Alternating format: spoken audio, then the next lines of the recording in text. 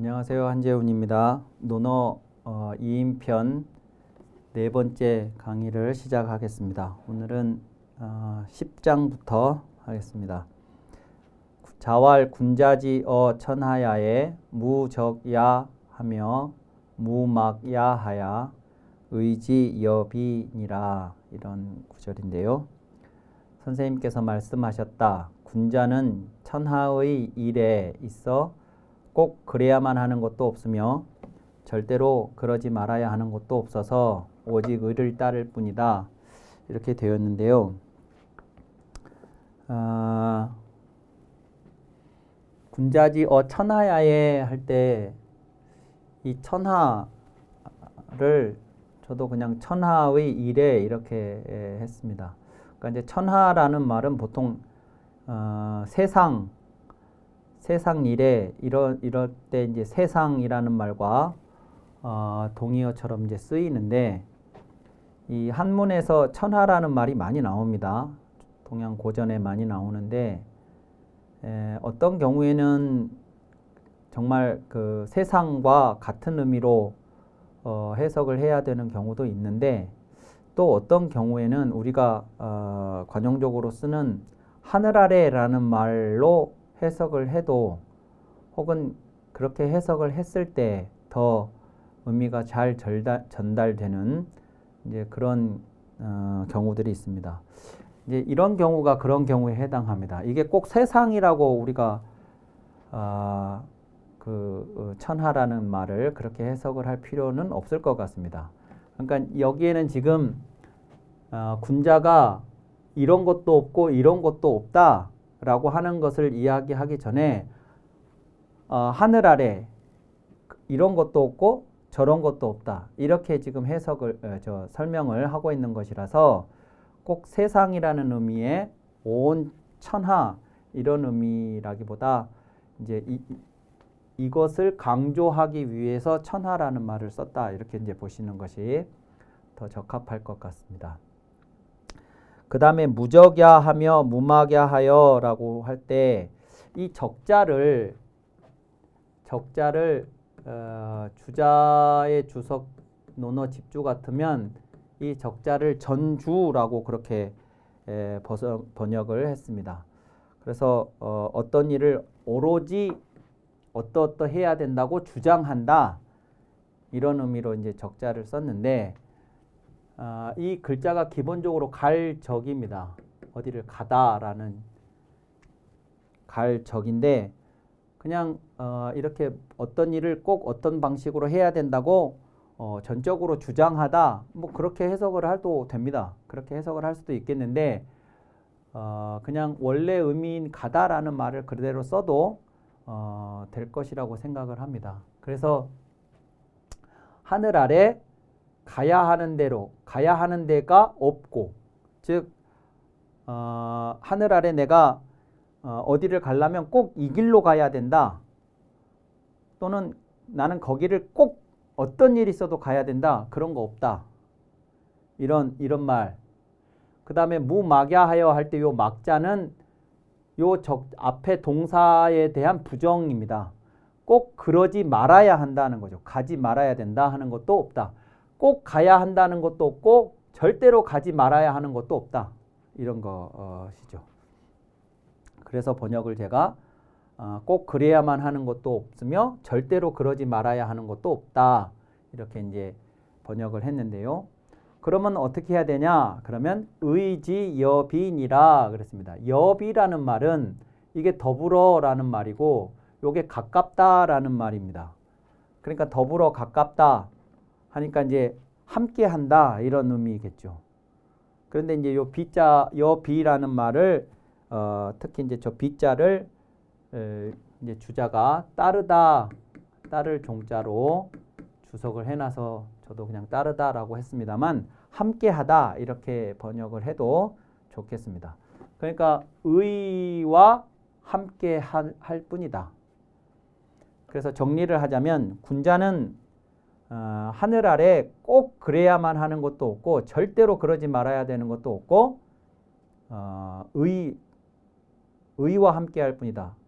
그렇게 해야 하는 게 의라면 의에 따라서 그렇게 하는 거고 또 그렇게 하지 않는 것이 의라면 그렇게 하지 않는 거지 그 의냐 아니냐에 상관없이 무조건 해야 된다거나 절대로 하지 말아야 된다거나 그런 거는 없다. 이런 것이죠. 그래서 요 의라고 하는 것이 뭐냐면 옳을 의자는 고정되어 있는 어떤 것이 아닙니다. 고정되어 있는 옳음이라는 것이 없습니다. 그 옳음이라는 것은 항상 상황과 연동되어서 우리가 이제 찾아야 하는 것입니다. 예를 들면 사계절이 있는 우리나라 같은 경우에 어떤 두께의 옷을 입는 것이 옳은 것이겠습니까? 어떤 두께의 옷, 막 털 달린 옷, 아니면 반팔 옷, 아니면 춘추복처럼 적당한 두께의 옷 이런 옷들이 있는데 어떤 옷을 입는 것이 옳은 방식의 옷 입기이겠습니까? 그건 고정되어 있는 게 아닙니다. 여름에는 짧은 옷을 입는 것이 적당한 옷 입기이고요. 겨울에는 두꺼운 털이 달린 옷을 입는 것이 적당한 옳은 옷 입기 방식이고요. 봄, 가을에는 그 중간쯤의 옷을 입는 것이 옳은 겁니다. 그 옳다는 것은 그러니까 고정되어 있는 게 아닙니다. 이것은 고정되어 있는 거예요. 반드시 그래야 한다거나 절대로 그러지 말아야 된다는 건 고정된 겁니다. 군자는 그렇게 하지 않는다는 거예요. 그런 의미에서 이 의라고 하는 게 뭐하고 비슷하냐면 중용하고 비슷해요. 중용에도. 저 중용에 특히 이 중이라고 하는 것은 중앙이라고 하는 것은 고정되는 것이 아닙니다. 예컨대 지금 제 앞에 있는 이 책상에 중앙이 있습니다. 책상에 내 모서리에 대각선으로 선을 그어서 그 대각선이 교차하는 지점이 거기가 중입니다. 근데 그 중이 이 바닥의 중은 아닙니다. 이 바닥은 방 전체에 다시 선을 그어서 그 중심 어디인가를 찾아야 됩니다. 근데 바닥의 중심을 찾아놨다고 해서 이 방 안의 공간의 중심이 될 수가 없습니다. 이 방의 공간의 어디를 찾아도 이 건물 전체의 중앙이 될 수가 없습니다. 중이라는 건 고정되어 있는 게 아닙니다.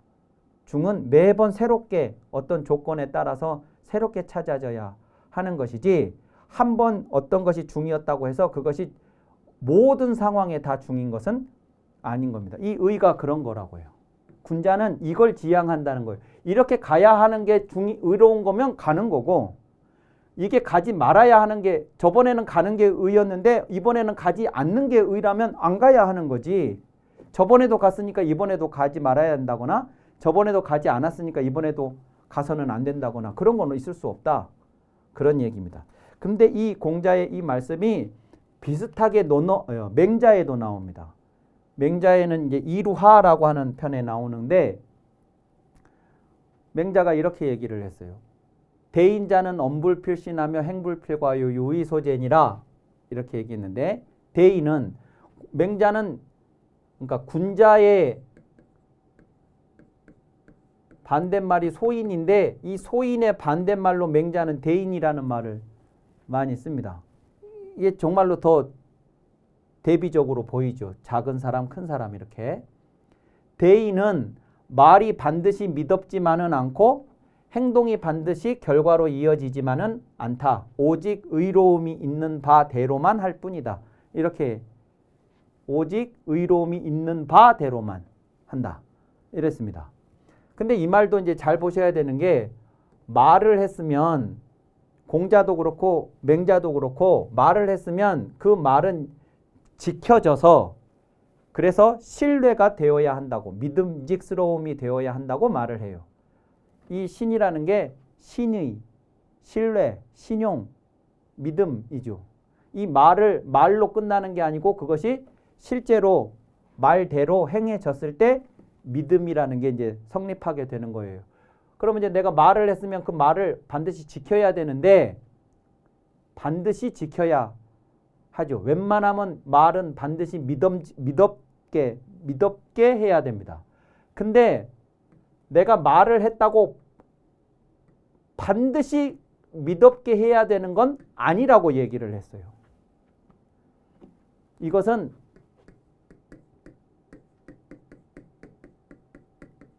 요 언필불신하고는 좀 다른 말입니다.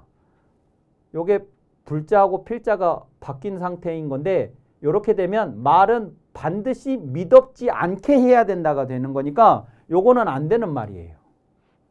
근데 요것은 요거를 부정하는 겁니다.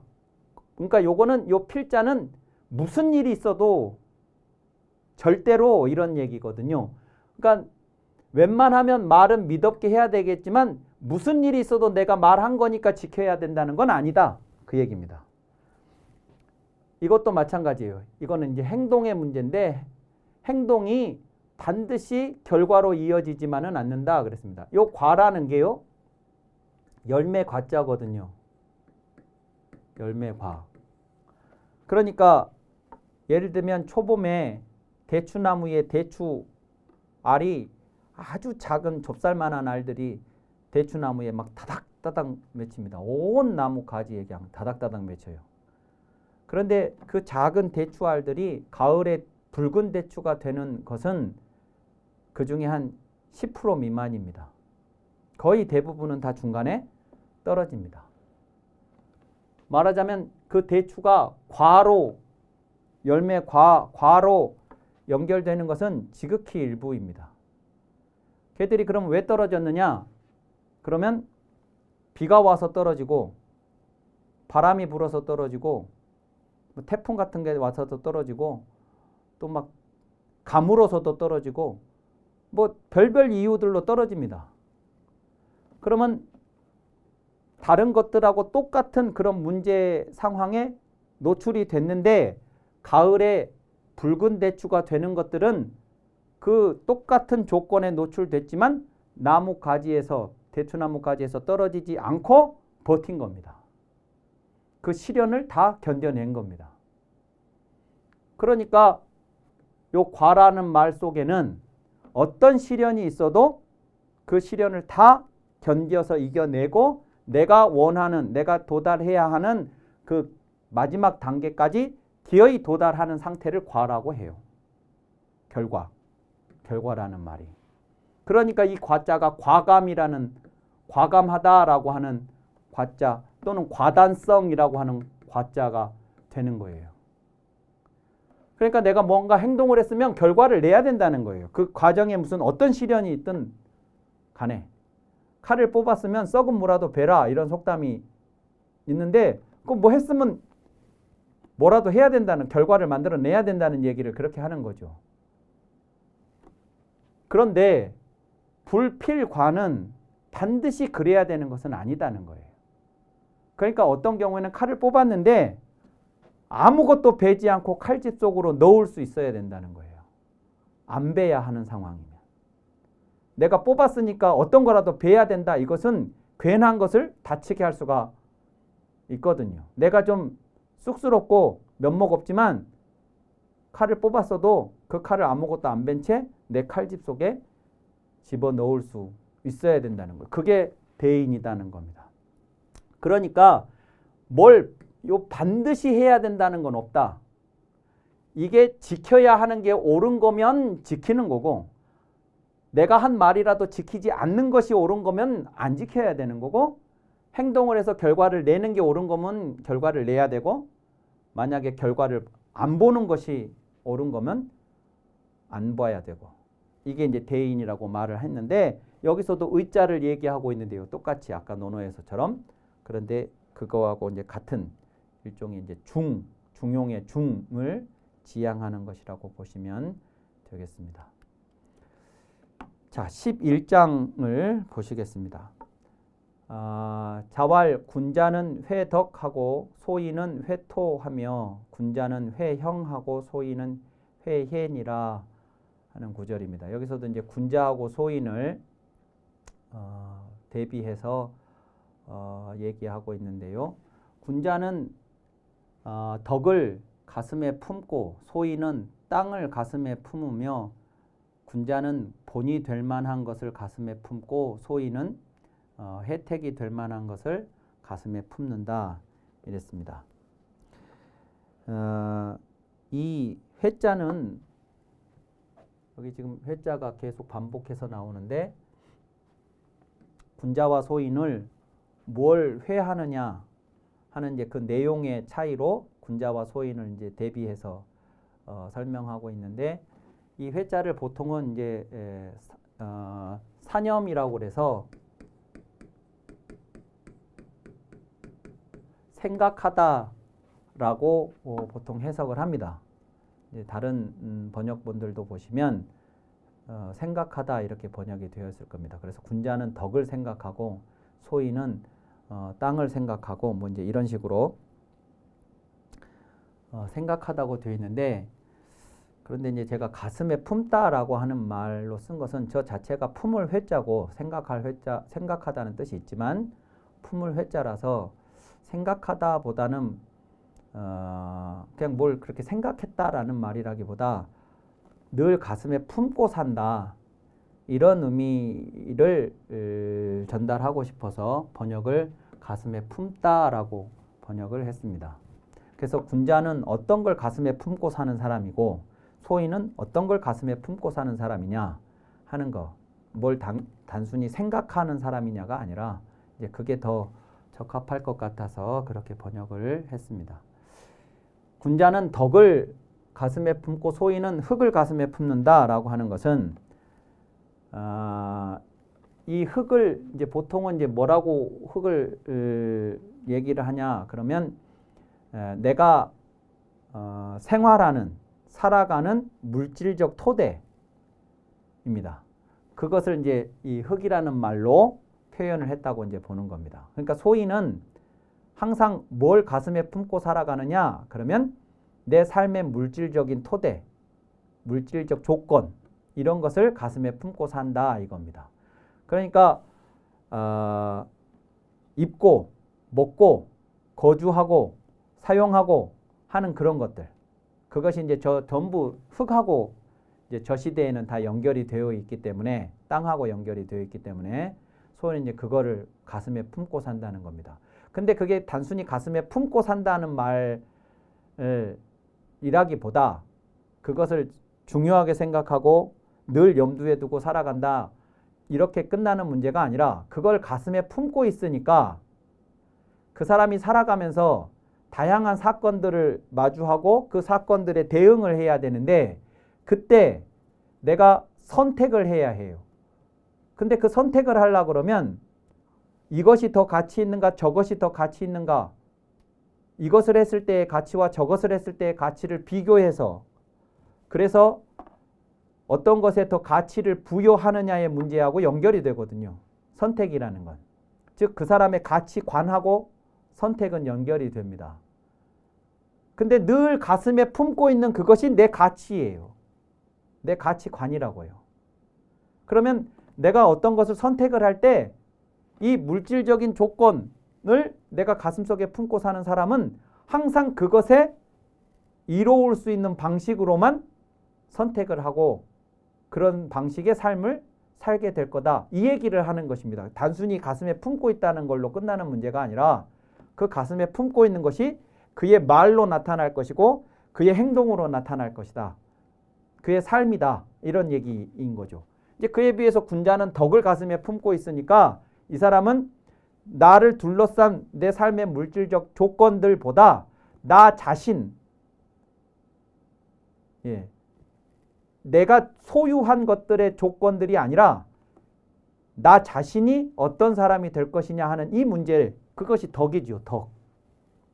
그것을 가슴에 품고 산다 하는 겁니다. 그래서 늘 역시 그 방식으로 이 사람은 선택을, 삶의 방향을 선택을 할 것이다.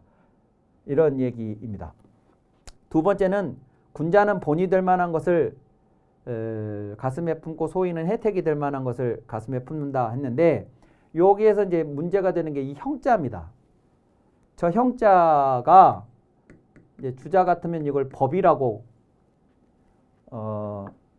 주석을 달았습니다. 법. 근데 이제 저렇게 법이라고 해도 지금 우리가 이야기하는 법하고 저 법은 좀 다릅니다. 지금은 법 그러면 모든 법이 다 성문법, 문서화된, 조문화된 법을 이야기를 합니다. 그것이 법이고 그 법에 따라서 그 법을 지키지 않는 사람들한테 이제 가해지는 것이 형벌이죠. 형벌. 그런데 춘추 시대에 춘추 전국 시대 할 때 그 춘추 시대에 그 중국에서 이제 그 쇠부치에다가 이런 것이 이제 소치나 그 다음에 종이나 이런 겁니다. 이제 소치라는 게 우리 지금 밥 지어 먹는 그런 솥이 아니고 이제 중국에 가보시면 이렇게 생겨가지고 막 발이 이렇게 막 달려 있고 막 여기에 막 뭐 이렇게 문양들 새겨져 있고 막 그런 거 보셨을 거예요. 청동기 시대의 유물들. 그러면 이 청동기도 이제 쇠붙인데 여기에다가 어떤 글들을 새깁니다. 혹은 쇠로 만든 종에다가 또 뭐 글들을 새기죠. 그러면 이제 거기에다가 글을 새긴다는 건 뭐냐면 이건 아무리 오랜 시간이 흘러도 썩지 않는다라는 의미가 있습니다. 그러니까 이제 어떤 그 글의 내용을 오랜 시간 후세에 전하고 싶었을 때 여기다가 새기는 거예요. 또 하나는 돌에다가 새기죠. 그런 게 이제 비석입니다. 그러면 요 쇠붙이의 금자와 돌의 석자를 합하면 이 쇠붙이와 돌에 새겨져 있는 글들이 금석문이에요. 그건 이제 몇천 년 전 것들도 막 이제 나오면 거기에 이제 새겨진 글들을 연구를 해서 뭐 어쩌고 저쩌고 이제 발표를 하고 이제 그런 것이죠. 그런데 그 춘추 시대에 이런 데다가 어느 나라에서 어떤 법조항을 새겼어요. 그래서 뭐 어떻게 백성들이 이 나라에서는 어떻게 하겠고 그것을 백성들은 지켜야 되겠고 그것을 지키지 못하면 어떤 형벌에 처하고 뭐 이런 내용들을 여기다가 새겼다고요. 그러니까 이거는 불변이다 그런 의미죠. 그런 일이 최초로 벌어졌는데 그때 중국의 지식인들이 요즘 말로 하자면 개탄을 금치 못했습니다. 어떻게 법이 고정될 수가 있냐고. 사람 사는 세상이 이렇게 다양한 상황들이 있는데 그 상황들을 반영하지 않고 법이 고정이 돼버리면 그건 마치 저울 때의 눈금이 어떤 물건이 오냐에 따라서 이게 저울추가 왔다 갔다 해야 되는데 저울추 고정해 놓는 거하고 똑같은 거다 그거는. 이러면서 세상이 어떻게 되려고 이러냐고 막 개탄을 금치 못한 일이 있었습니다. 그런 것처럼 이 법이라고 하는 것은 고정된 것이어서는 안 된다는 생각을 가지고 있었어요. 그러면 이제 법이라는 건 어디에서 확인할 수 있다고 봤냐면 사람에게서 확인할 수 있다고 생각했어요. 그러니까 조문으로 정해진 문서화된 법이 아니고 어떤 우리가 본으로 받을 만한 어떤 사람의 말, 그 사람의 행동 이것이 모든 사람들의 법이 되어야 된다고 생각했다고요. 그래서 법은 사람에게서 발견된다고 보았습니다. 그것이 법이에요. 그래서 법자도 그렇고 이 형자도 그렇고 다 본이라는 말이 돼요. 본이 되다라는 말. 이제 오늘날 우리들한테 이 법이라고 하는 것이 성문법이라고 하는 인식이 강하게 있어서 그렇게 해석이 잘 안 되는 경우들이 있는데 법이라는 건 그런 것입니다. 그래서 이 형자도 형벌 이전에 본이라는 의미가 있습니다. 그래서 형을 법이라고 이야기를 하는 거고 실제로 요게 본이에요. 형. 무슨 형, 이상형 뭐 이런 거 할 때 본입니다. 그래서 이제 법이라는 것을 그렇게 봐야 한다면 군자는 본이 될 만한 것을 가슴에 품고 소위는 은혜가 될 만한 것을 가슴에 품는다라고 했는데 저것도 두 가지 해석이 가능합니다. 요 본이 될 만한다는 것이 첫 번째는 내가 남에게라고 하는 의미가 있을 수 있고 두 번째는 남이 나에게 본이 될 만하다라는 의미가 될 수가 있어요. 그러니까 군자는 항상 뭘 생각하냐, 가슴에 품고 생각하고 살아가느냐면 내가 어떻게 남에게 본이 될 것인가 하는 것을 생각하고 살아가는 사람이고, 소인은 내가 남에게 어떻게 혜택을 줄 것인가. 그건 물질에 해당하는 어떤 것을 제공해 준다는 의미인 거죠. 저 혜택이라고 하는 것은. 근데 이 군자는 물질의 혜택 이전에 나라는 사람이 이 사람에게 어떻게 본이 될 것인가를 생각을 한다. 이제 이런 차이입니다. 두 번째 방식으로 해석을 하자면, 군자는 어떤 사람을 만났을 때 그 사람을 내 가슴 속에 품는다면, 어떤 사람을 가슴에 품느냐 그러면 나에게 본이 될 만한 사람을 내 가슴 속에 품는다는 거예요. 근데 소인은 나한테 그 사람이 어떤 혜택을 주었는가, 이걸 가슴에 품는다는 거죠. 그래서 군자는 항상 이제 본이 될 만한 사람을 늘 가슴에 품고 그 사람처럼 되고자 하고, 이제 그렇게 인생의 이제 뭐 사표로 삼고 뭐 이제 이런 사람을 중요하게 생각을 하는가 하면, 소인은 나한테 그 사람이 뭘 해줬는가, 물질적으로 어떤 혜택을 주었는가, 어떤 은혜를 입혀줬는가, 이런 것을 생각을 한다 하는 이제 그런, 그래서 가슴에 품고 살아가는 방식이 어떻게 다른가 하는 것으로 군자와 소인을 대비하고 있습니다. 이번 시간은 이것으로 마치고 다음 시간에 이어서 계속하도록 하겠습니다. 감사합니다.